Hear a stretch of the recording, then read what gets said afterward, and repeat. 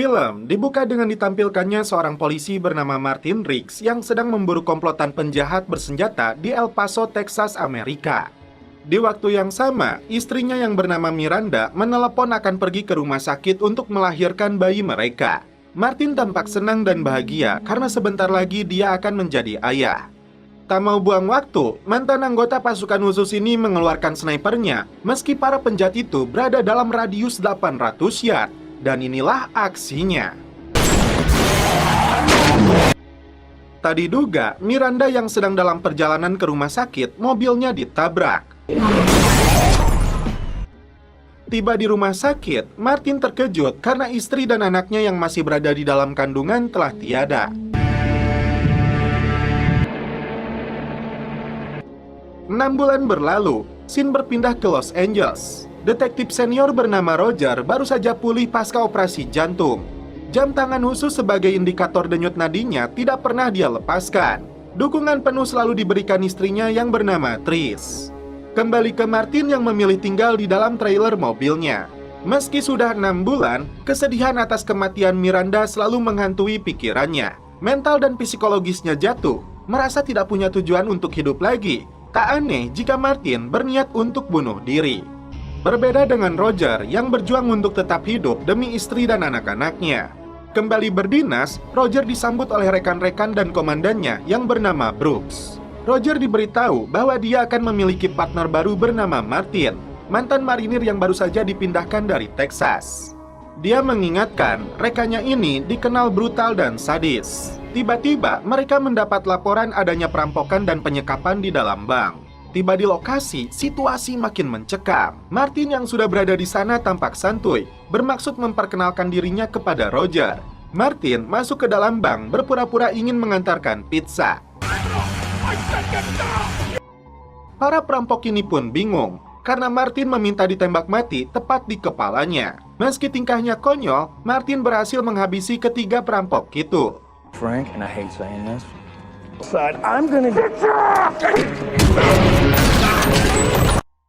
Seluruh pegawai bank segera keluar karena penjahat itu lebih dulu mengaktifkan peledaknya. Roger meluapkan kekesalannya karena rekan barunya itu sudah bosan hidup, meski misinya berhasil. Dianggap melakukan tindakan indisipliner, Martin tidak diperbolehkan membawa senjata. Singkat cerita, 2 detektif khusus ini datang ke TKP tempat ditemukannya mayat pria yang diduga bunuh diri. Pria yang bernama Alvarez ini tewas setelah menembak kepalanya sendiri karena sepucuk pistol ditemukan di dekat tangan kanannya. Faktanya, dia juga mantan marinir. Namun Martin melihat banyak kejanggalan. Tak mau buang waktu, keduanya menemui janda korban yang tidak percaya suaminya bunuh diri. Meski ada bekas luka di pergelangan tangannya, dia menyebut itu sudah lama sekali setelah Alvarez kembali dari perang.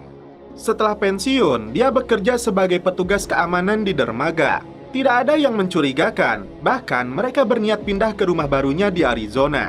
Ditanya kepada anaknya korban, rupanya Alvarez itu kidal. Jelas bagi Martin dan Roger ini tidak masuk akal. Jika dia kidal, kenapa harus bunuh diri dengan tangan kanannya? Lokasi kedua yang mereka datangi adalah gudang importir tempat korban bekerja. Bertemu dengan pemiliknya, Martin tidak sengaja melihat pria dengan tato di leher. Faktanya, tato itu simbol dari kartel narkoboy asal Juarez. Bermaksud minta keterangan, pria ini malah menyerang Martin. Pria itu kabur karena petugas keamanan malah menghadang Martin. Pengejaran pun dilakukan oleh 2 detektif ini. Kocaknya lagi, aksi kejar-kejaran sampai ke dalam jalur sirkuit Grand Prix. Bukan Martin namanya jika tidak beraksi dengan maksimal. Dia melompat ke atas mobil tersangka. Ketika mau ditangkap, sebuah bis lebih dulu menabraknya.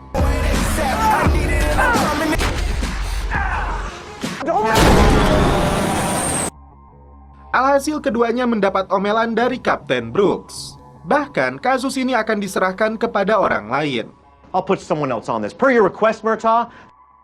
Martin datang ke rumah Roger untuk minta maaf karena aksinya terlalu berlebihan dan membahayakannya. Diajak makan malam, Roger dan istrinya terkejut setelah mengetahui istri Martin telah meninggoy. Malam itu juga mereka kembali ke kamar jenazah. Hasil penyelidikan tim forensik ada kandungan klonopin dalam tubuhnya. Obat berbahaya itu jelas bisa membunuhnya tanpa peluru sekalipun. Martin putuskan untuk menemui kembali istrinya Alvarez. Dia tampak ketakutan lalu mengusirnya. Menyadari ada yang janggal, diam-diam Martin masuk dan ternyata anaknya telah diculik. Mereka memaksanya mengembalikan narkoba yang dicuri oleh suaminya. Tapi dia tidak tahu di mana barang itu. Kembali ke kabin, Martin mempersiapkan senjata laras panjangnya. Tak berselang lama, datanglah Roger membawa berkas bosnya Alvarez. Dugaan mereka, bosnya sengaja mencuri narkoboy milik bandar, lalu kesalahannya dilimpahkan kepada Alvarez. Karena misi ini terlalu bahaya, Martin memutuskan untuk memborgol tangannya Roger. Riggs! Tiba di lokasi, Martin langsung berhadapan dengan para penjahat ini, menyuruh mereka membebaskan anaknya Alvarez. Atau dia akan membunuh mereka semua. I kill as many of you as I can before you take me. Martin putuskan untuk meletakkan senjatanya. Tiba-tiba, Roger muncul menerobos gudang ini. Dalam hitungan detik, mereka semua dihabisi. Tiba-tiba, ada penjahat yang melepaskan tembakan dari atas mengenai Martin. Pasrah dengan hidupnya, Martin meminta Roger menembak pelaku saat dia mengalihkan perhatiannya. Karena kesulitan melihat posisi penjahat itu,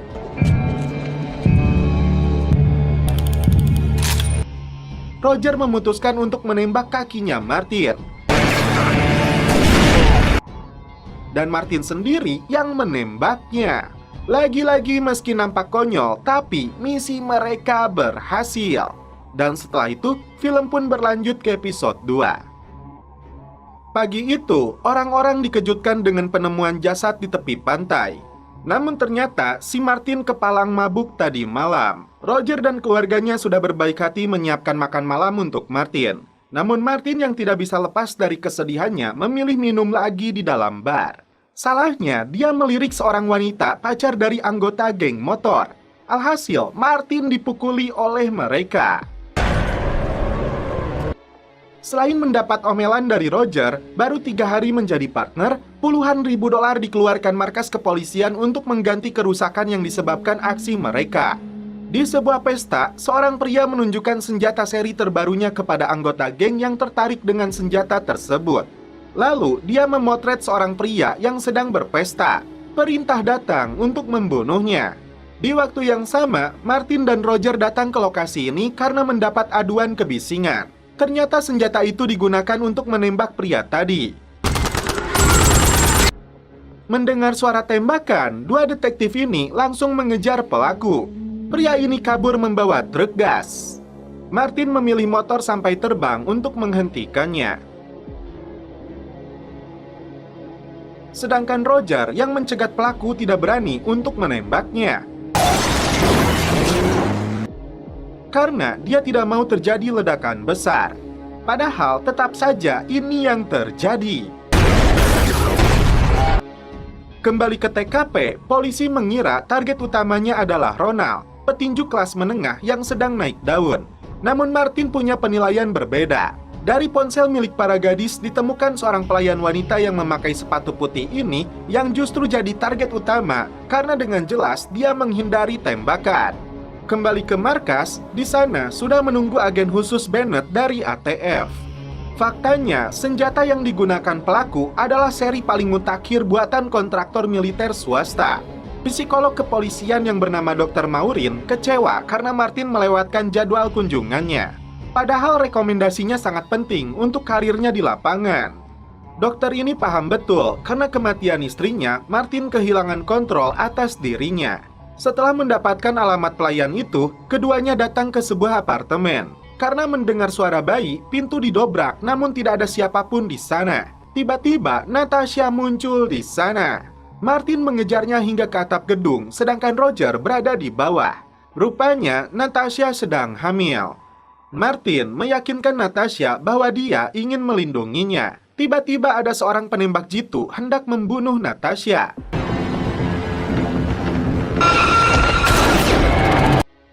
Meski tindakan Martin dianggap tidak wajar dan gila, faktanya dia berhasil menyelamatkan korban. Disinilah Roger baru mengetahui bahwa Martin kehilangan juga anaknya yang masih berada dalam kandungan istrinya. Natasha mengaku kencan dengan seorang pria bernama Gino, namun dia malah mencampakkannya. Suatu hari, dia tidak sengaja melihat Gino dengan tumpukan uang dan senjata dalam kotak. Setelah kejadian itu, Gino terus memburunya. Martin berjanji akan menjaganya tetap aman. Dan kini, dia berada dalam perlindungan sebagai saksi sekaligus korban. Roger dan Tris kini paham dengan kesedihan yang dialami Martin. Sampai dia tertidur di rumah mereka.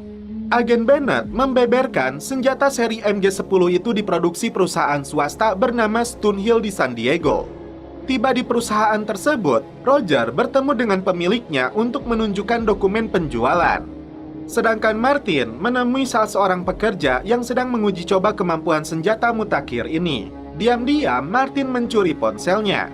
Faktanya senjata cacat yang tidak layak jual itu dibawa lalu disembunyikan agen ATF bernama Gino, orang yang ingin membunuh Natasha.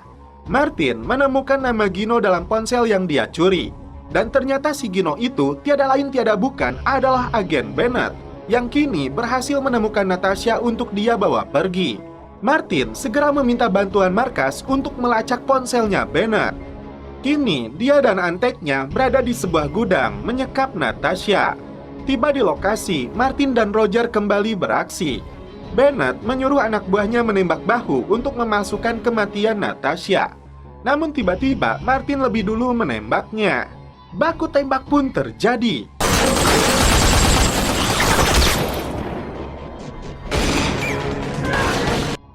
Melihat truk yang berisi banyak kembang api, Roger langsung menembaknya.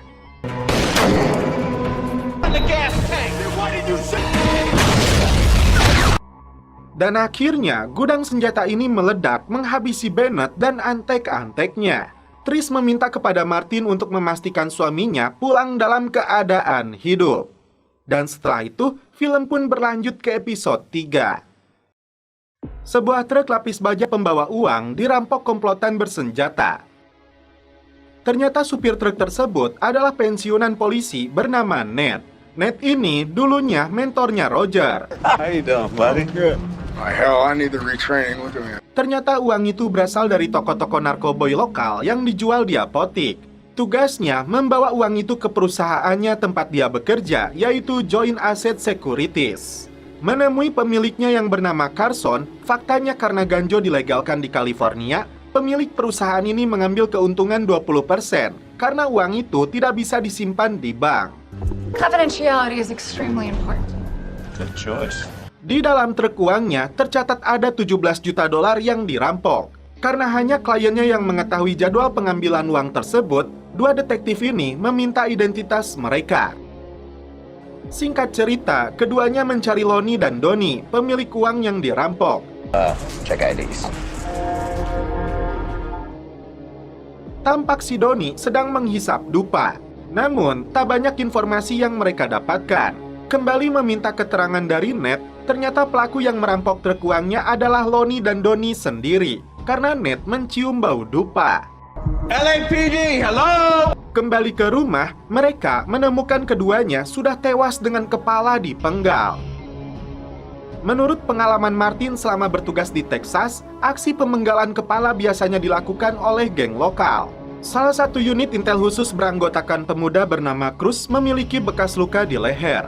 Karena pernah menyamar jadi anggota kartel, tim mengajaknya ikut menyelidiki kasus ini. Sebelum dipenggal, tongkat listrik dengan daya 15.000 volt penyebab kematian Lonnie dan Donnie. Yang Cruz ketahui, ketua geng bernama Paco biasa menggunakan tongkat listrik. Tiba di sebuah bengkel, Martin dan Roger dihadang anak buahnya Paco. There is just two of you?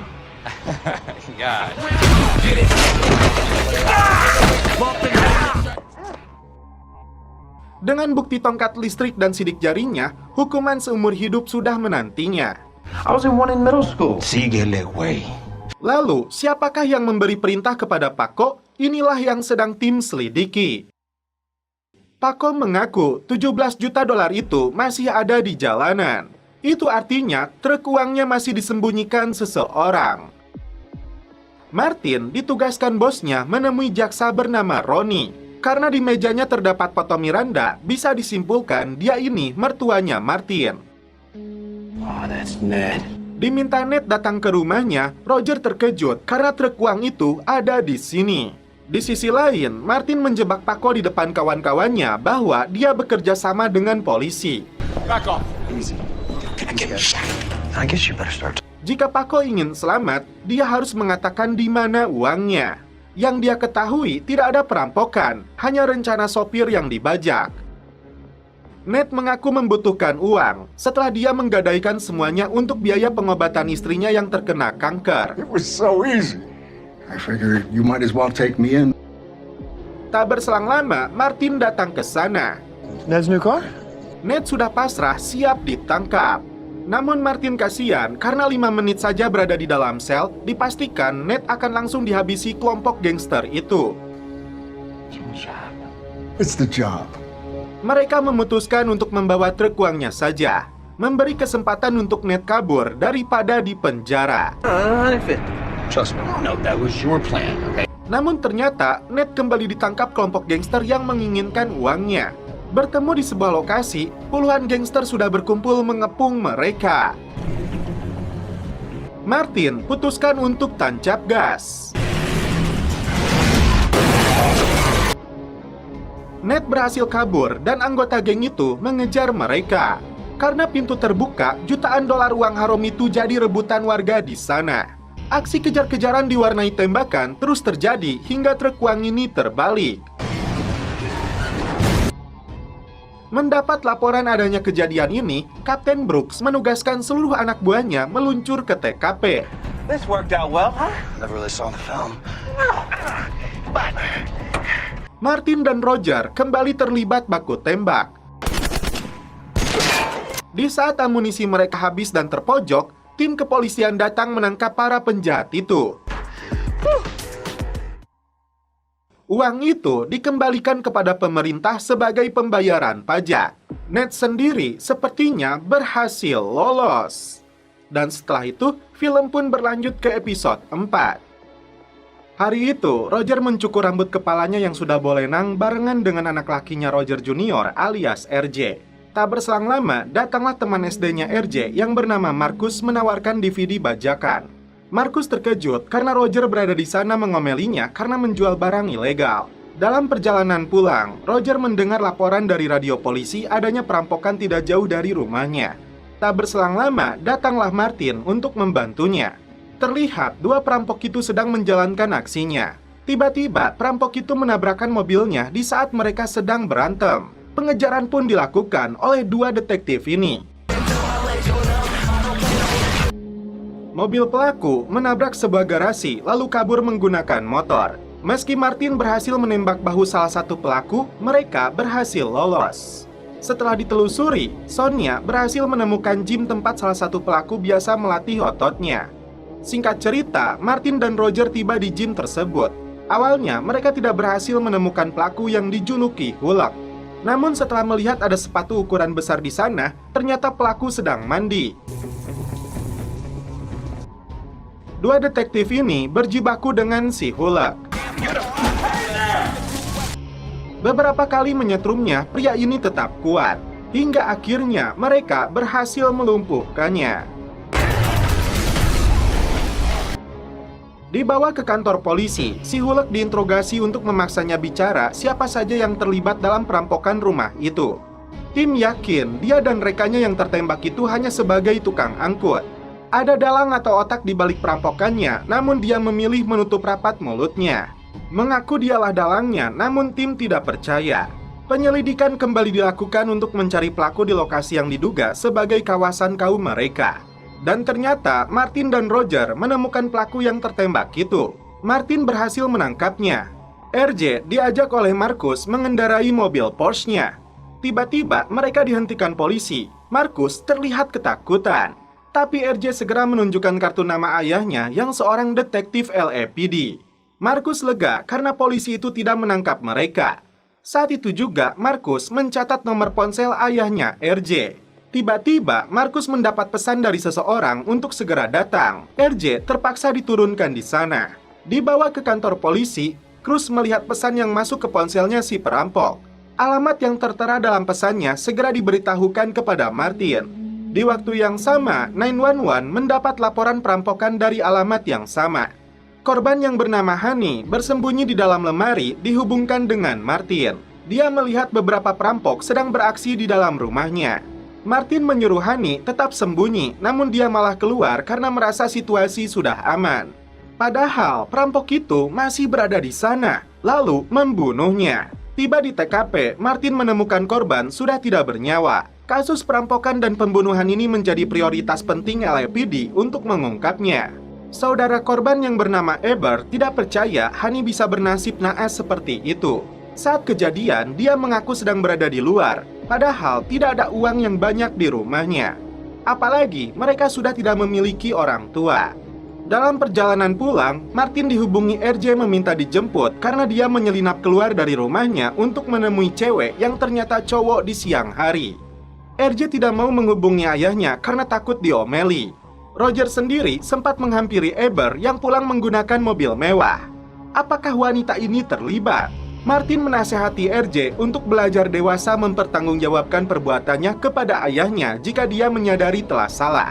Roger mendapat informasi dari rekannya bahwa anaknya mengendarai mobil mewah dengan si Marcus lalu pulang diantarkan oleh Martin. Bukannya berterima kasih, Roger justru marah kepada rekannya ini tanpa mendengar penjelasan karena dianggap mencampuri urusan keluarganya. Dari pengakuan RJ, ternyata si Marcus itu hanya sebatas petugas valet parking. Saat itu juga Roger menghubungi ponselnya. Masalahnya, Marcus terlibat juga dengan kawanan perampok bersenjata yang telah membunuh Hani. Ponselnya dibuang, lalu Marcus dibawa mereka untuk ikut dalam aksi perampokan selanjutnya. Martin dan Roger mencari informasi dari teman-teman Marcus yang bekerja sebagai valet parking. Tidak sengaja, mereka juga menemukan ponselnya Marcus. Para penjahat itu ternyata membuka perusahaan valet sebagai kedok, sekaligus para pegawainya yang direkrut menjadi perampok. Bos mereka diketahui bernama Wiley, hingga tim mendapatkan alamat rumah yang menjadi target perampokan selanjutnya. Tiba-tiba pemilik rumah datang saat kawanan perampok ini sedang melancarkan aksinya.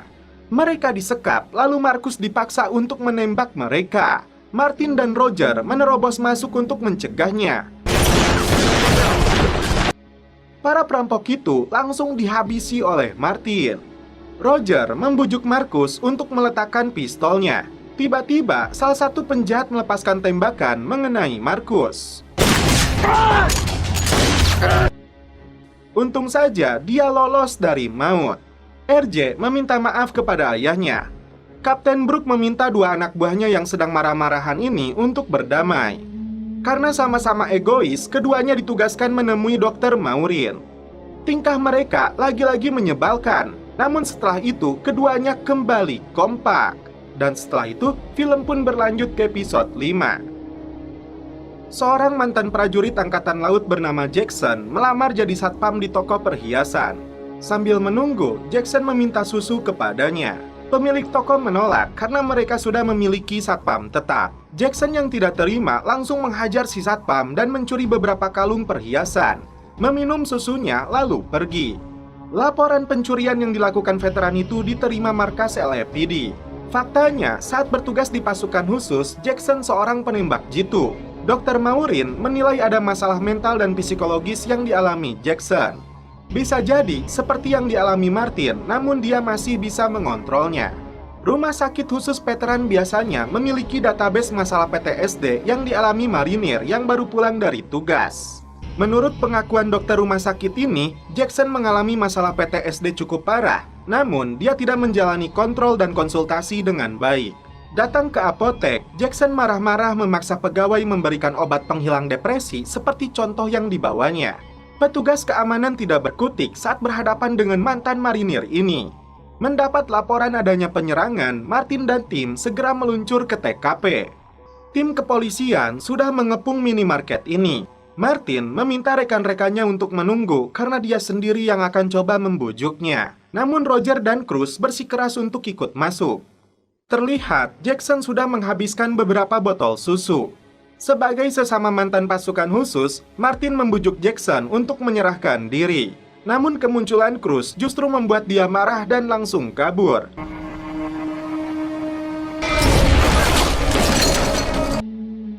Martin berupaya mengejarnya, namun dia nekat melompat dari atap gedung hingga berhasil lolos.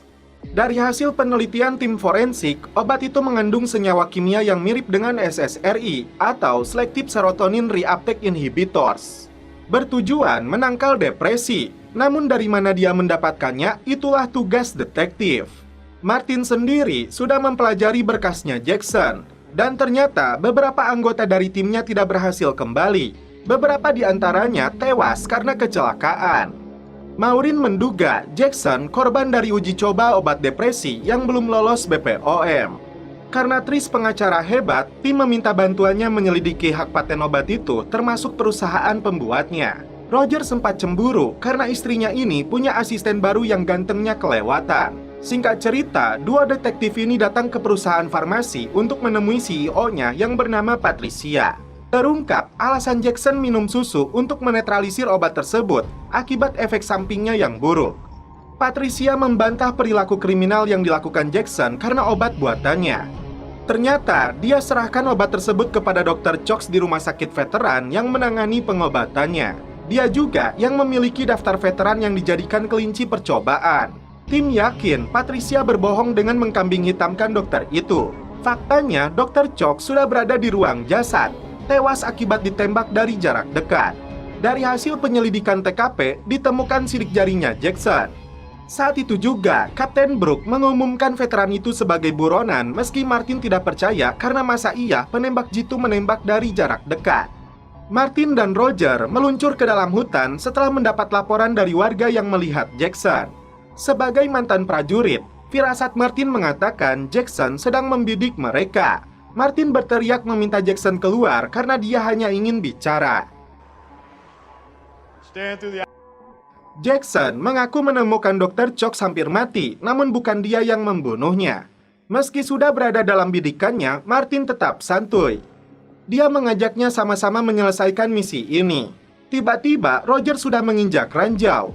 Tidak ada pilihan, Martin berlari dan ini yang terjadi. Beruntung, Roger lolos dari maut. Cruz mengajak Sonia meminta keterangan dari seorang napi ahli peledak. Menurutnya, beberapa peledak C4 cukup untuk meledakkan gedung. Temuan ini Cruz serahkan kepada Martin yang langsung merespon datang kembali ke perusahaan farmasi ditemani Roger. Tiba-tiba, lift berhenti. Dugaan Martin benar karena Jackson berencana meledakkan gedung ini.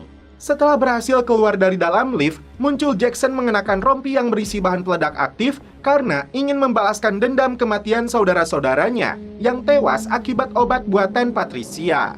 Martin coba membujuknya, namun anak buah Patricia malah menembak Jackson. Tak ada waktu lagi, Roger dan Martin melompat dari gedung tersebut untuk meledakkan rompinya. Jackson pun selamat dan kini mendapat perawatan meski aksi kriminalnya harus dia pertanggungjawabkan. Dan setelah itu, film pun berlanjut ke episode 6. Seorang wanita berlari di tengah jalan karena dikejar sosok pria misterius yang menggunakan mobil sport warna merah. Korban akhirnya tewas mengenaskan setelah ditabrak tepat di depan pohon kelapa. Lagi enak-enaknya tidur, Martin terbangun karena ada beberapa pria yang memainkan musik rock tidak jauh dari trailernya. Merasa terganggu, Martin menyuruh mereka pindah, namun mereka menolak. Hingga dia mencabut kabelnya. Korban yang diketahui bernama Nina menjadi kasus selanjutnya yang harus diungkap oleh tim detektif. Mobil pelaku tidak tercatat nama pemiliknya, namun tercatat berasal dari Prime Exotic. Martin dan Roger bergerak cepat mendatangi showroom mobil mewah tersebut. Listen, I'm LAPD. Roger meminta informasi pembeli mobil merah F355 dari manajernya. Hey Joey, let's go for a test ride. Karena menolak, Martin membawa pria ini dengan salah satu mobilnya dalam kecepatan tinggi. Please. Oh, how about any time? Akhirnya, dia mengaku mobil tersebut dibeli oleh seseorang bernama Dylan Ashworth. Kapten Brooke membeberkan bahwa Dylan anak dari Henry Ashworth, keturunan sultan kaya raya yang menggaji seluruh biro hukum. Siapapun dia, di mata hukum tetap sama. Dan karena itu, mereka akan meminta keterangan dari si Dylan. Datang ke istananya yang dipenuhi cewek dolar kuning, Martin seperti melihat seseorang yang dia kenal. Roger sampai menjenggut rambut si Dylan karena tidak proaktif menjawab pertanyaannya dan malah mengonsumsi narkoboy. Do you have any idea who you're messing with? That's a friend of Miranda's. Kembali ke trailernya, Martin melihat rekaman pidato sahabat istrinya yang bernama Rachel. Sure. What do you need? Muak dengan tetangga barunya yang kembali berisik, kali ini Martin menghancurkan gitar mereka. Diinterogasi di kantor polisi, Dylan mengaku mobil Ferrari merah miliknya itu dicuri. Karena pengacaranya datang, Dylan kembali bebas tanpa informasi berharga yang bisa Roger dapatkan. You see that girl in the morgue? Martin menemui Rachel karena ingin tahu kenapa dia berada di rumahnya si Dylan. Karena ini berkaitan dengan kematian Nina. Rachel mengaku diundang oleh tuan rumah yang bernama Julian. Yang dia ketahui, Julian tinggal di Hotel Amal. Sebelum pergi, Martin mengingatkan Rachel untuk menjauhi Julian dan juga Dylan. Dua detektif ini menguping pembicaraan Julian dengan seseorang. Setelah itu, dia menghampiri seorang wanita. Not a scratch, Rick. Martin bertugas membuntuti Julian. Setelah menghentikan kendaraannya, Martin sengaja merusak spion mobilnya. Mengikuti sampai kamar hotel, Roger melihat wanita ini sedang menjajakan tubuhnya yang seksoi tapi beralasan sedang main pingpong. Martin tidak sengaja melihat buku catatan berlian yang tidak dia pahami apa isinya. Who killed Nina Clausen? Si Julian pun kembali dibebaskan. Roger marah karena pacar putrinya yang bernama Cidau memajang foto Rihanna putrinya dengan pakaian seksoi. Dia mengajak Martin untuk menciduk si Cidau yang bekerja menyewakan papan seluncur. I'm Rihanna's dad. Daripada dihajar, Martin punya saran lebih baik untuk memanfaatkan Cidau yang memiliki catatan kriminal sebagai mantan pencopet. Cidau ditugaskan mencuri buku catatan dari dalam saku bajunya si Julian. Well done. Buku kecil itu berisi nama-nama para gadis dan kliennya yang diduga diperjualbelikan. Martin kembali menemui Rachel untuk meminta informasi apa maksud isi buku tersebut. Karena nama Rachel ada di sana. Nama itu sesuai julukan tempat para gadis berasal. Yang Rachel ketahui, Dylan tidak membunuhnya karena Dylan bersamanya setiap malam. Please. Tiba-tiba, Julian datang untuk membawa Rachel. Show you on. Dari buku tersebut, Kapten Brooks dan Sonia menyimpulkan bahwa Nina sedang bersama Henry, ayah dari si Dylan. Faktanya, getah pohon yang ditemukan di kaki korban berasal dari rumahnya Sultan itu. Dan itu artinya kemungkinan besar Henry lah yang membunuh korban. Red Dawn Full Moon Japanese Maples. Rachel tidak bisa lari karena Julian membawanya ke rumah si Henry sebagai hidangan malam Jumat. I think I'd like to leave. I'm sorry. You seem a little stressed. Kalungnya sempat terjatuh saat pengawal Henry memaksanya masuk. Martin dan Roger langsung datang ke rumahnya. Sempat dihadang pengawalnya, Martin langsung memberinya pelajaran. Di waktu yang sama, dia menemukan kalung milik Rachel. Berada dalam genggaman Henry Sugiono, Rachel melawan dengan memukul kepalanya. Julian ditangkap oleh Martin. Rachel berlari dari kejaran Henry, disusul Martin yang akhirnya melepaskan tembakan.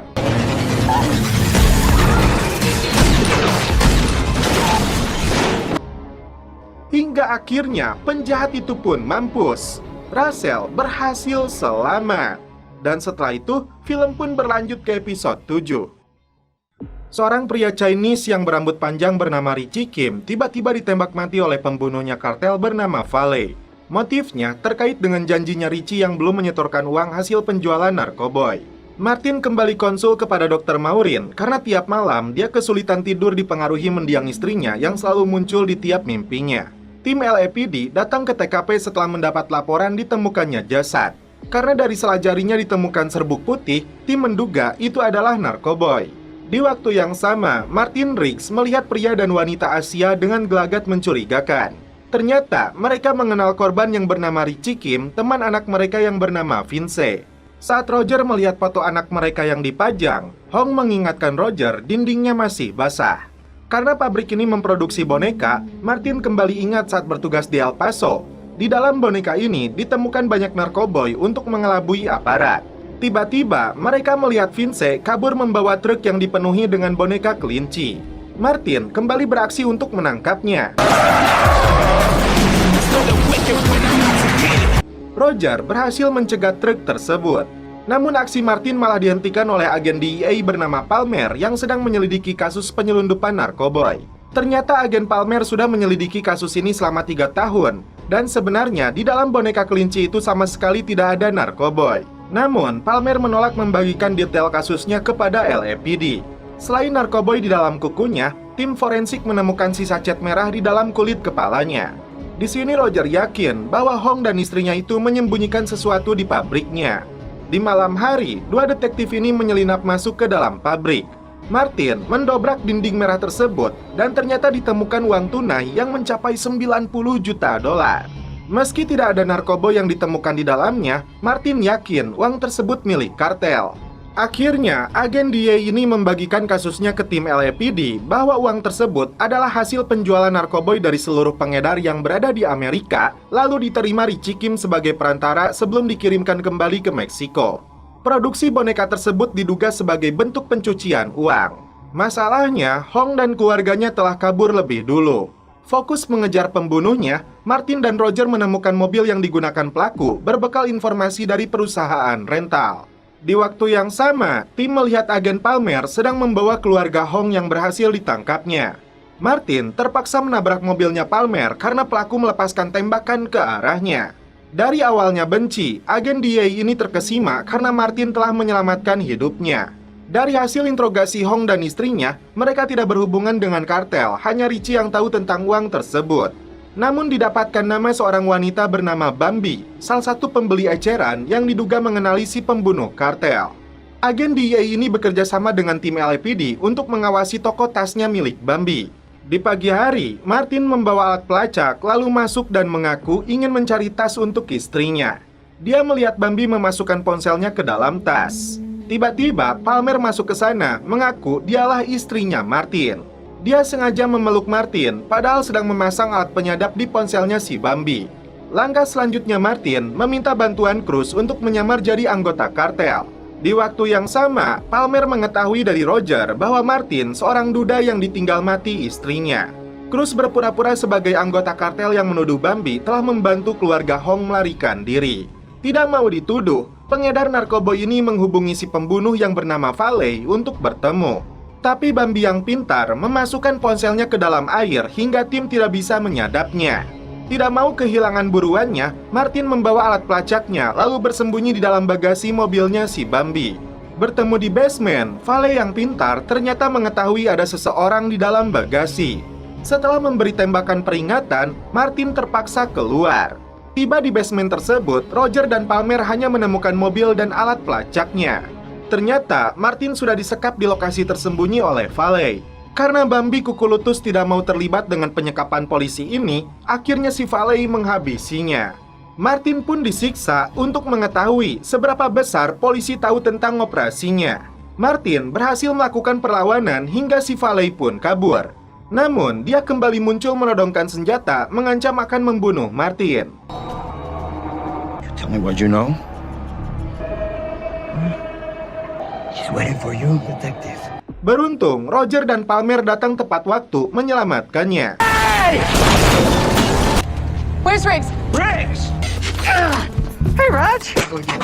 Well, you in the middle, bro. Maureen memberi saran kepada Martin untuk mencari pasangan agar pikirannya tidak terus-menerus dipengaruhi mendiang istrinya.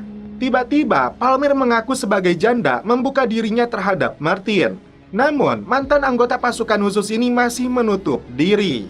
Kawanan kelompok bersenjata masuk ke dalam kasino menggasak jutaan dolar yang dipajang sebagai hadiah judi. Diam di atas trailernya, Martin meluapkan kesedihan dan penderitaan di hatinya dengan minum santuy sambil menembak botol yang dilemparnya. Tiba-tiba, dia menemukan cek senilai 147.000 dolar yang baru dia ingat hasil penjualan rumah yang tadinya akan ditempati bersama Miranda. Datang ke TKP, tim LAPD mendapat informasi dari pemilik bahwa pelayan koktailnya yang bernama Sarah mengaku melihat penutup mesin motor pelaku bergambar ular.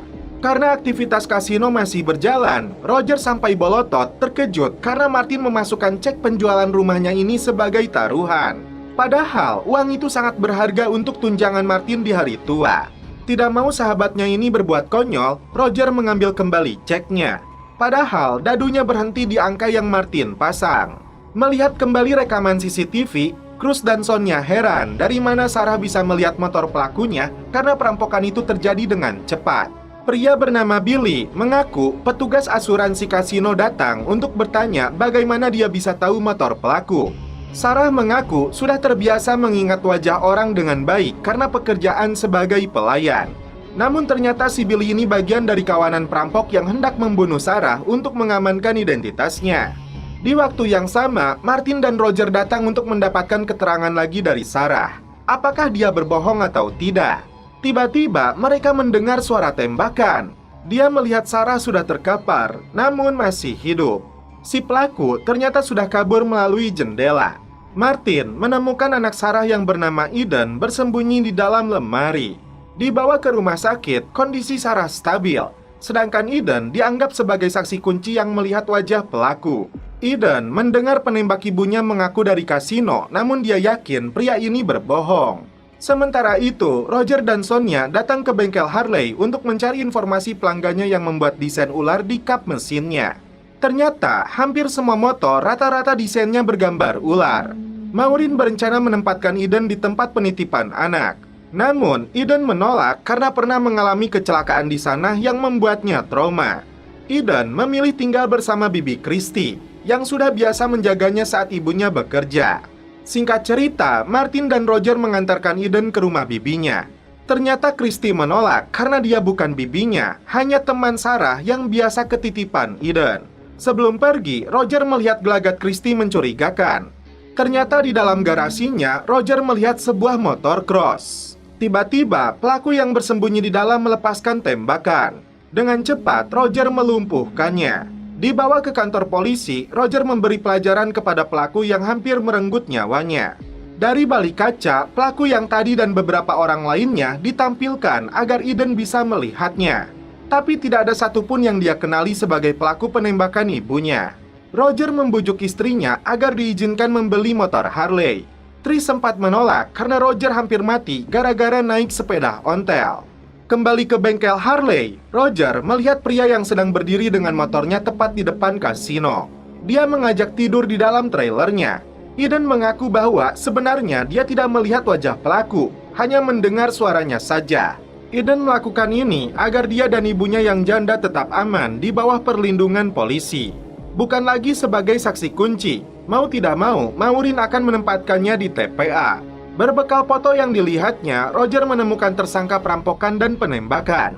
Pengacara tersangka memberitahu Billy bahwa saksi anak itu akan ditempatkan di TPA. Singkat cerita, Martin mengantarkan Eden ke TPA meski raut wajahnya cemberut. Saat Martin hendak pergi, datanglah si Billy mengaku dari LAPD hendak mengajukan pertanyaan kepada Eden. Mendengar suara pria ini, Eden yakin dialah pelaku yang menembak ibunya. Eden segera kabur naik ke pikapnya Martin untuk bersembunyi. Tiba di pantai, Martin terkejut karena Eden ada di atas mobilnya. Eden membeberkan ciri-ciri pelaku yang tadi mengejarnya ke TPA. Tiba-tiba, kawanan perampok bersenjata ini muncul di sana. Martin segera mengamankan Eden di dalam kulkasnya. Mantan anggota pasukan khusus ini kembali beraksi untuk menghadapi mereka. Sementara itu, Roger sedang dalam perjalanan dengan motor Harley-nya untuk membantu Martin. Pertempuran sengit pun terjadi. Tak butuh waktu lama untuk Martin menghabisi mereka. Saat membawa Eden, tiba-tiba si Billy kembali bangkit. Beruntung, Roger datang tepat waktu menyelamatkan mereka. Thank you for a motorcycle guy. Dan setelah itu, film pun berlanjut ke episode 9. Martin kembali mengingat masa lalunya. Tepat di malam Natal pertama kalinya, dia berkenalan dengan Miranda di sebuah bar. Diajak ke apartemennya yang mirip dengan barak, Martin mengaku pernah ditugaskan ke Irak saat aktif menjadi anggota pasukan khusus. Tak aneh jika Martin lebih cocok tidur di bawah karena SMA pernah ngobong di pesantren. Seorang wanita tiba-tiba terjatuh dari apartemennya mendarat di atas mobil. Korban diketahui bernama Elena. Belum terungkap apakah aksi bunuh diri, kecelakaan, ataukah pembunuhan. Dari hasil penyelidikan pagar apartemen tersebut yang sedikit bengkok, kuat dugaan terjadi pembunuhan. Martin terkejut setelah mengetahui apartemen ini milik Eddie Flores. Faktanya, Eddie adalah keponakan bos kartel Juarez yang bernama Tito Flores. Martin mengenal mereka yang tidak ragu-ragu memenggal kepala korbannya saat dia ditugaskan di El Paso, Texas. Dari ponsel korban, ditemukan kontak dengan inisial H yang sudah janjian di sebuah warkop. Tiba di sana, Martin dan Roger bertemu dengan wanita bernama Hannah. Hannah terkejut setelah mengetahui Elena dibunuh. Ternyata dia ini seorang reporter khusus tentang kejahatan narkoboy dan kebangkitan kartel di Los Angeles. Elena merupakan sumber beritanya tentang sepak terjangnya Eddie Flores. Meski kini Hannah ikut terancam, namun reporter ini mengaku tidak takut. Berbekal informasi dari Hannah, dua detektif datang ke sebuah klub menemui Eddie. Anggota kartel ini sudah mengenal Martin yang dulunya bertugas di kepolisian Texas. Dia tampak santuy meski dituduh telah membunuh pacarnya. Tiba-tiba emosi Martin terpancing karena Eddie membahas kematian Miranda. Seakan Eddie tahu penyebab tewasnya istri Martin itu. Dia hampir saja dilempar jika Roger tidak mencegahnya. Penasaran dengan ucapan penjahat itu, Martin kembali mencari berkas kematian Miranda di dalam gudang miliknya.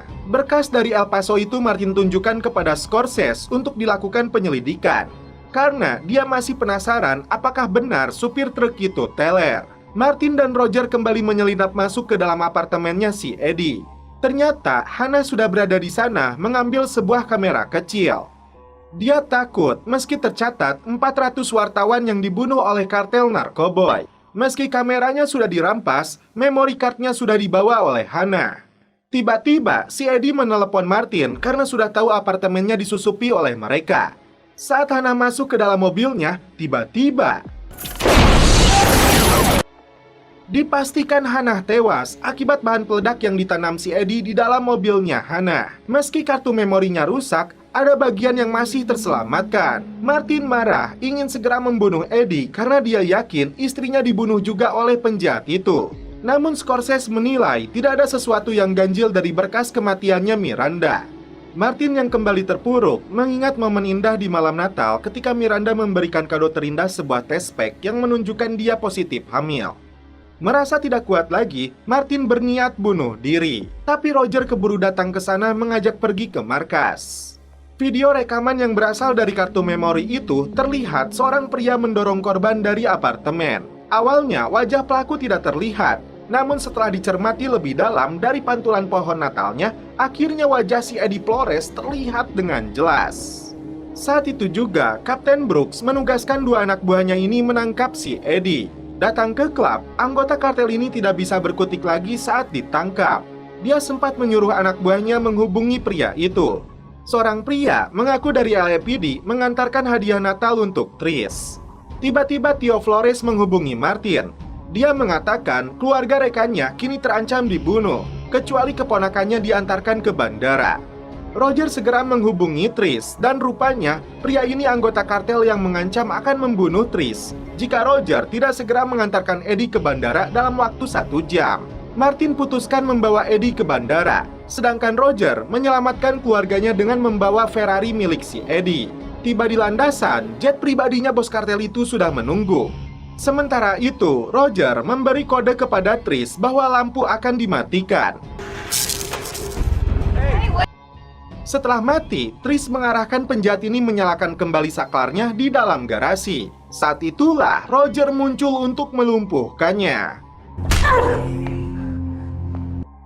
Setelah Martin menerima pesan dari Roger keluarganya sudah aman, Martin kembali menangkap si Eddie sebelum naik pesawat. Dia memaksanya bicara apa sebenarnya yang terjadi kepada Miranda. Tiba-tiba anak buah Tito melepaskan tembakan untuk membunuh si Eddie. Bos kartel ini beralasan keponakannya itu telah membawa aib bagi keluarganya. Tapi Martin sendiri tidak bisa menangkapnya karena Tito dilindungi banyak anak buahnya. Martin bertanya apa Eddie juga membunuh istrinya. Tito bungkam dan memilih pergi.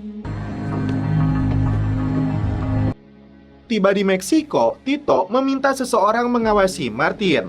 Jangan sampai dia mengetahui apa yang sebenarnya terjadi kepada istrinya.